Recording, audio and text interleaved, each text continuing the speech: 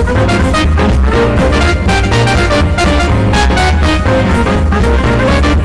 got up before dark, just with you.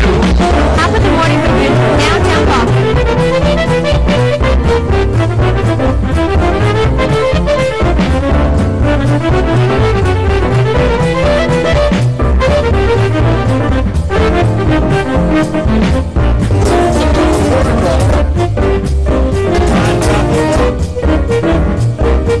Welcome, I'm Kate Campbell Stevenson, and we're here at the Sewell Belmont House for Top of the Morning. We have a great show for you today. Stay with us. Hirsch, and she's the collection manager. Collections and facilities manager. Excellent. And what can you tell us about what's going on here at the Sewell Belmont right now? I care for all of the objects within the house, all of the archival material, and I also care for the house itself. So what we've been involved in is this incredibly exciting preservation project. We have been working with the National Park Service. They've been fantastic partners as we repair this beautiful building. It was built in 1799, so there are some cracks in the plaster. On the corner of Constitution Avenue and 2nd Street Northeast, next to the U.S. Capitol, sits the Sewell Belmont House, home of the National Woman's Party. For more than 60 years, this house has been at the center of the American women's rights movement, a destination where activists congregate to fight for political, economic, and social equality for women. The Sewell Belmont House has been an integral part of the history of civil rights in America. And we have also been working with scholars and academics and people who are just generally interested in women's history to expand the discussion of both historical and contemporary women's issues. How do we get access to the Well, we have a ton of material available on our website, especially through our online collections portal. So if you click on the top of the webpage, you can go to a navigation bar and learn all about our collection. And you can also come visit the museum. We are open for tours. More information about that is available on our website because the tours are scheduled generally Thursday, Friday, and Saturday. And also, we are open for researchers. I spend a lot of my time working with people who are writing their doctoral dissertation or working on books, or people who are researching their great aunt Jenny because they remember that she used to tell them stories about marching in Washington.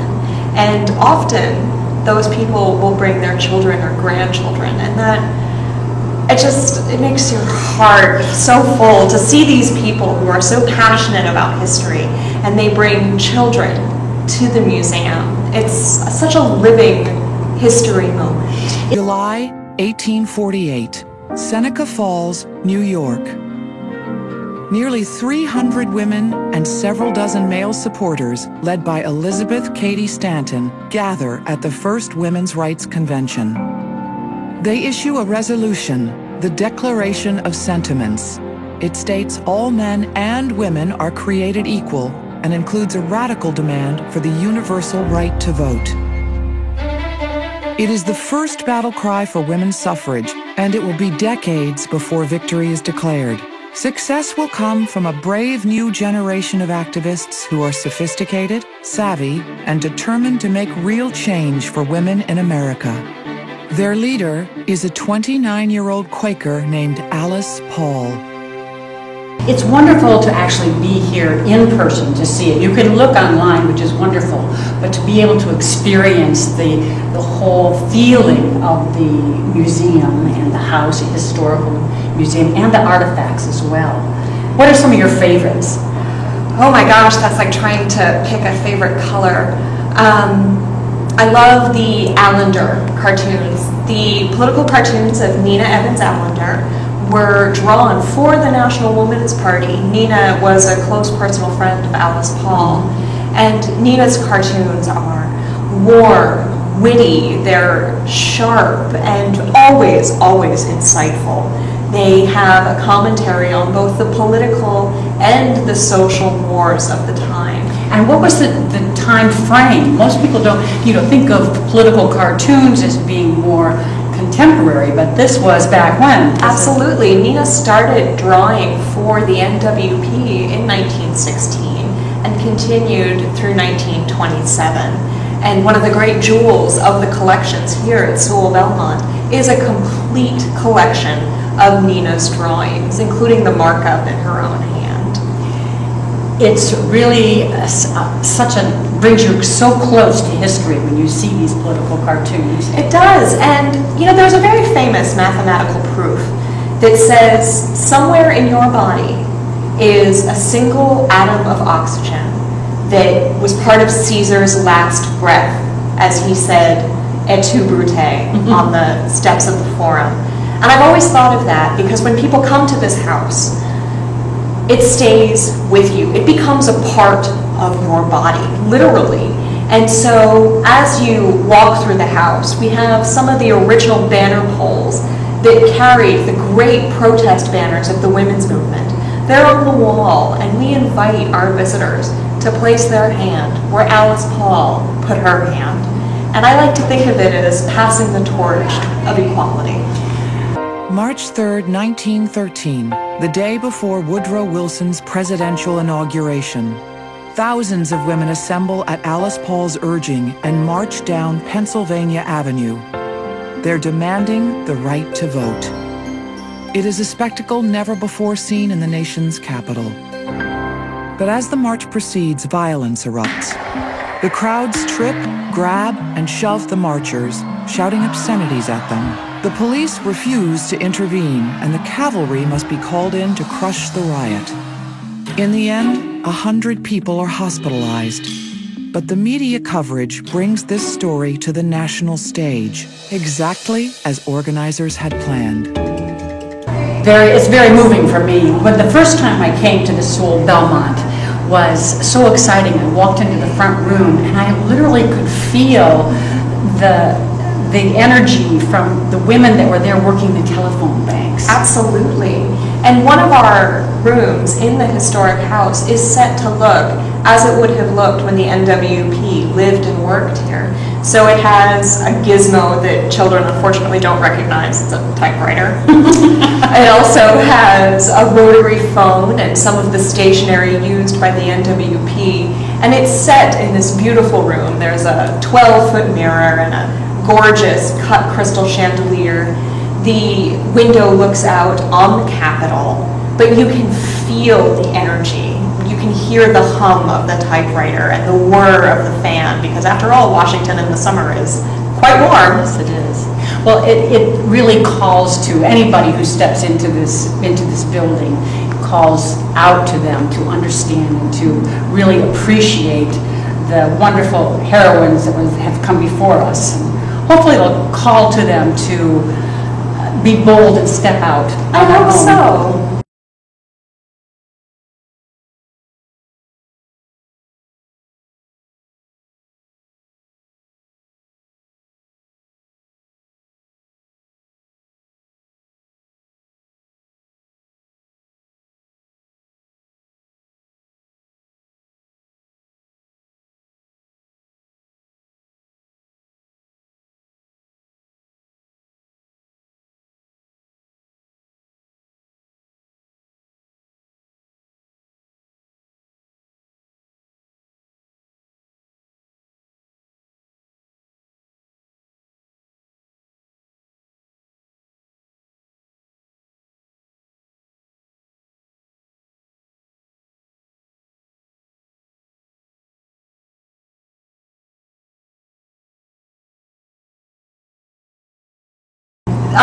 Equality has many forms. It's not just about equal pay for equal work or paid family leave. Equality is a rich and complex idea that means so many things. And one of the great pleasures and frankly privileges of my work here at Sewall Belmont is hearing how equality influences the people that come through this door. Because we have women that were part of the street protests in Cairo, Egypt, and we have United States senators, and to know that they have stood in this house the house where Alice Paul lived and worked for nearly 5 decades. It's a confluence that doesn't exist anywhere else. Alice Paul and her fellow activists have waited long enough for meaningful change. They found the National Woman's Party and are determined to do whatever it takes to achieve the ultimate goal, a constitutional amendment granting women the right to vote. Energized by media coverage of the parade, Alice Paul follows up with another kind of publicity stunt. All-female automobile tours, some coast to coast, on roads that are rarely paved. No, it really doesn't. And Alice Paul was also very big in the peace movement, the international peace movement. She was. Alice Paul was profoundly committed to pacifism. She was born and raised as a Quaker and said often that if men were going to put their hands out in war, women should put their hands out in peace. And as a result of that, actually spent several years in Switzerland working for the World Women's Party that was involved in pacifist activities around World War II and also did important work throughout Central and South America for women's equality. What an amazing woman. Just hearing these stories, it really triggers how important it is to know women's history and to understand the part that women have played all along in the strength in building our community here. We'll be right back.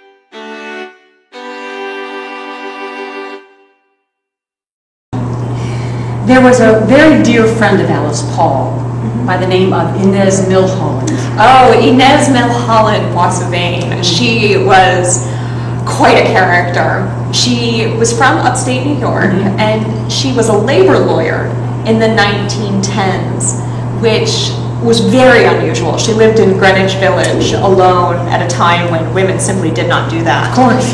And Inez was passionately committed to labor and equality. She was instrumental in organizing the Working Women Need the Vote protest. We actually have one of the banners from that hanging in the house. That's wonderful. And Inez was a really interesting lady. She was one of the most educated women in the country, having a law degree as a woman, and as a woman who put herself through school was very unusual. She worked in labor, and through her connections to the labor movement, got involved in World War I peace movements. She spent time campaigning in Europe for peace around World War I. While she was there, she met a Dutch poet and anarchist, and they got married. His name was Eugene Boissevain. They moved back to this country, and in 1913, Inez rode at the head of the March 3rd, 1913 parade. And if you can imagine this beautiful woman with flowing dark hair, clad in white, carrying a golden sign on a white horse. The white horse is a famous picture. It is. And so Inez rides at the front of this huge parade of 5,000 women down Pennsylvania Avenue. It must have been spectacular. Completely amazing visual. Absolutely, and that actually was one of Alice Paul's greatest skills. She was masterful at creating and manipulating the visual.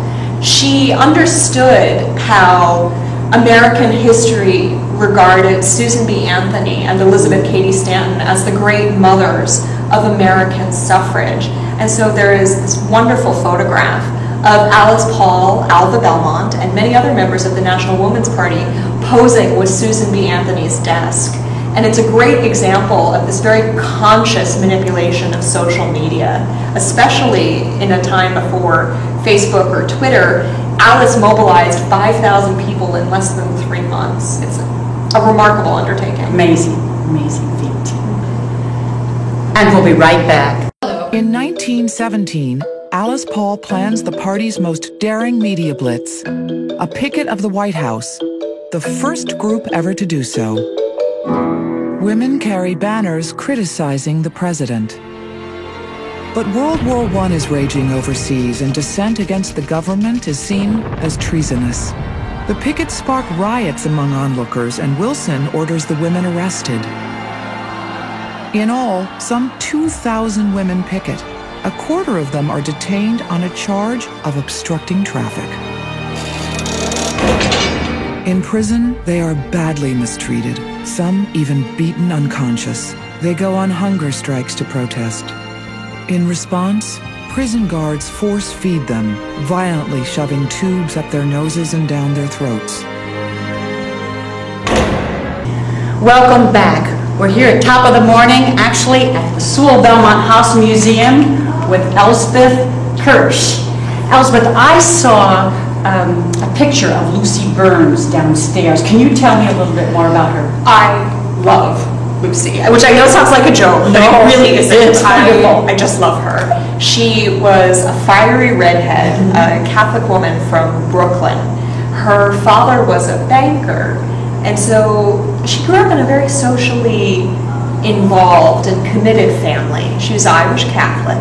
And when Lucy got involved in women's suffrage, she didn't just put a toe in the water. She leapt in with both feet. She was instrumental in the March 3rd, 1913 parade down Pennsylvania Avenue.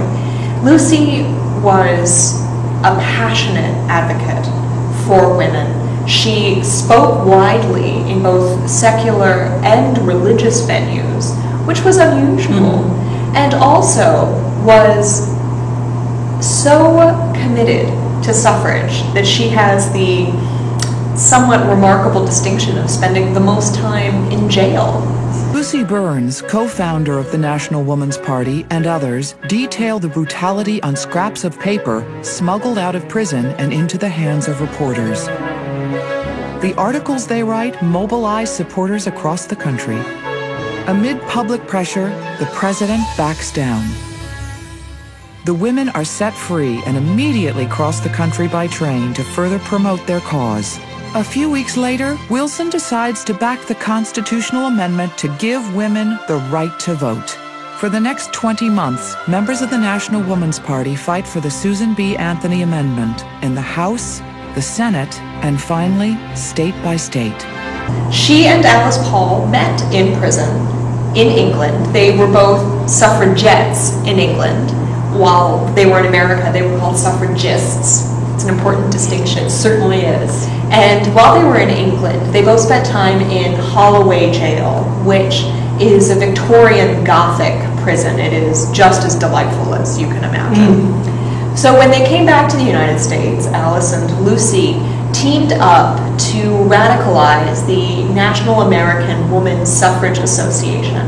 They wanted to use the ideas that were popularized by Sylvia and Emmeline Pankhurst to hold the party in power responsible for women's political limits.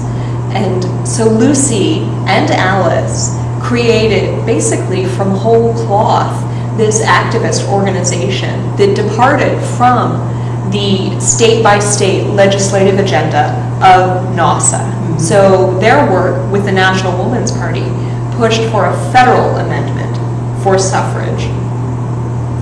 NAWSA was the National American Women's Suffrage Association.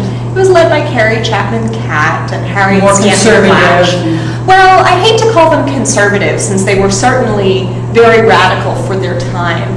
They had a different method of working to achieve suffrage.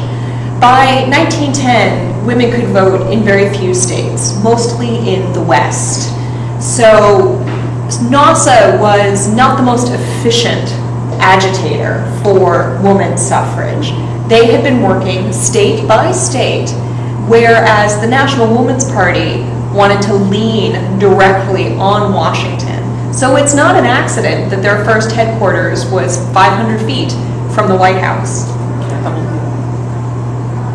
We'll be right back. More than 70 years after the battle began, the 19th Amendment is ratified, becoming law on August 26, 1920.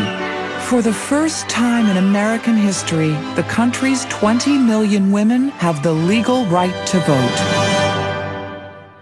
For Alice Paul and members of the National Women's Party, however, the struggle for equality is far from over. In 1929, the NWP purchases one of Washington's most prominent houses, located just a block from Congress. From this house, members of the party draft more than 600 pieces of legislation in support of women's issues at the local, state, and federal level, half of which are passed. For years, they lobby to pass the Equal Rights Amendment and back campaigns to get women elected to office. Their work continues for decades. Today, the Sewell Belmont House stands as one of the nation's most important monuments to the ongoing battle for equality for women and to the dramatic achievements of the National Woman's Party. Welcome back to Top of the Morning. We're here at the Sewell Belmont House Museum with Elspeth Kirsch. What else can you tell us? What would you like to tell us about how we can become involved with the Sewell Belmont? Well, the Sewell Belmont House is open for tours on Thursday, Friday, and Saturday at 11, 1, and 3. We invite people to visit our website, sewellbelmont.org for more information. And people often rent the museum for weddings or events. We have a very large garden right in the center of Washington, D.C. And it's a lovely space. We're a block from the Capitol. It's beautiful and green. It's a wonderful museum, and thank you so much for the tour and all of the artifacts we were able to see. Oh, thank you. It was my pleasure.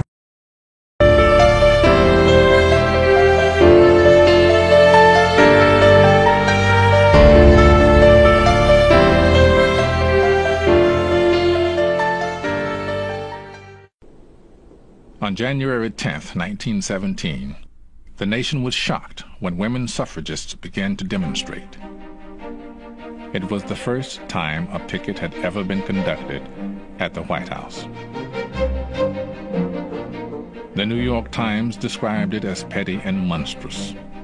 Others called the picketing a piece of impudence, deluded, and dangerous. The nation, one editor wrote, is shamed. For their brazen gesture, 97 suffragists were jailed for 6 months without a trial. Their arrest was eventually declared illegal, and the right to protest in front of the White House confirmed.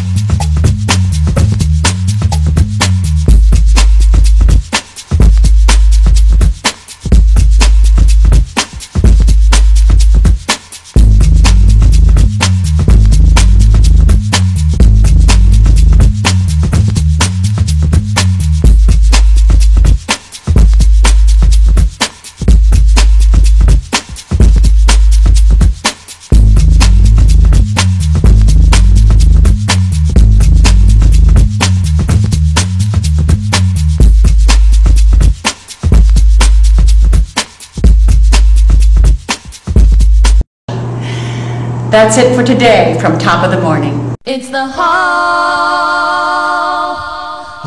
of Fame. It's the Hall of Fame.